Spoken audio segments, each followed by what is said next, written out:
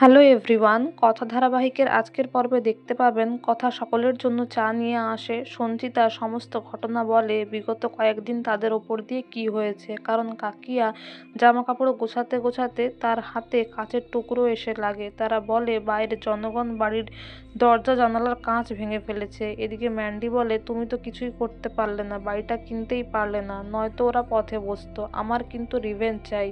Pre Annie ওরা আমার বন্ধু হলেও ওরা জানতো আমি এভিকে ভালোবাসি, তাও আমায় সাপোর্ট করেনি, তাই আমি রিভেঞ্জ চাই। প্রমিত বলে কুল ডাউন ম্যান্ডি, বিশ্বাস থাকলে সব কিছু করা যায় এই জগতে। আমি একটা ফটো সার্চ করে বের করেছি, এটা আপলোড করলেই এভি কনফার্ম হয়ে যাবে যে আমি ওর ছোটোবেলাকার বন্ধু।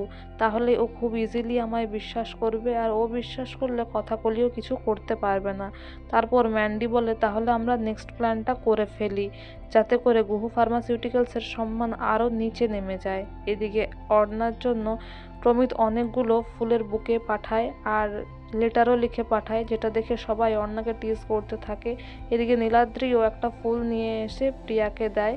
তাদের মধ্যে বেশ খুনসুটি মজা চলতে থাকে, এভিও সেটা এনজয় করে। কিন্তু কর্তা দাদু এসে প্রত্যয়কে ডাকে, বলে সনাতনের মতো একটা নিষ্পাপ লোক মারা গেল, তুমি আরও ভালো করে তদন্ত করো যেন ওই দোষীরা খুনিরা শাস্তি পায়।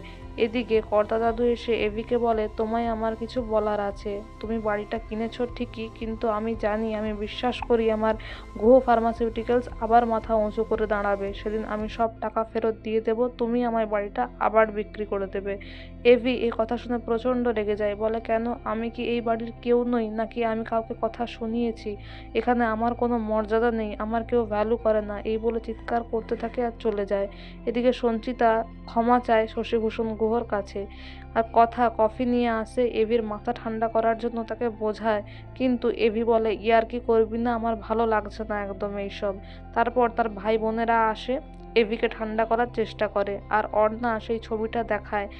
তখন ছোটকা বলে কথা দেখো, অগ্নির ছোটবেলাকার ছবি, ছোট্ট অগ্নি আসলে যেন এরকমই দেখতে হয়।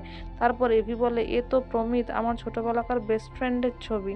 তারপর সে প্রমিতকে কল করে, কথা বলতে চায়। এদিকে আগামী পর্বে দেখবেন ম্যান্ডি কিছু লোককে টাকা দেয়, উকিলকেও টাকা দেয় কোর্টে কেস তোলার জন্য। আর গুহবাড়িতে লেটার আসে, এভি পড়ে শোনায় যে গুহ ফার্মাসিউটিক্যালসের বিরুদ্ধে কোর্টে কেস তোলা হয়েছে, কারণ কিছু লোকজন নাকি টনিক খেয়ে অন্ধ হয়ে পড়েছে, তাই কাল থেকে কোর্টে আমাদেরকে হাজিরা দিতে হবে। তো বন্ধুরা, এই ছিল কথা ধারাবাহিকের আজকের আপডেট। Thank you dearest everyone for your valuable time. Thank you so much for watching the video. Thank you.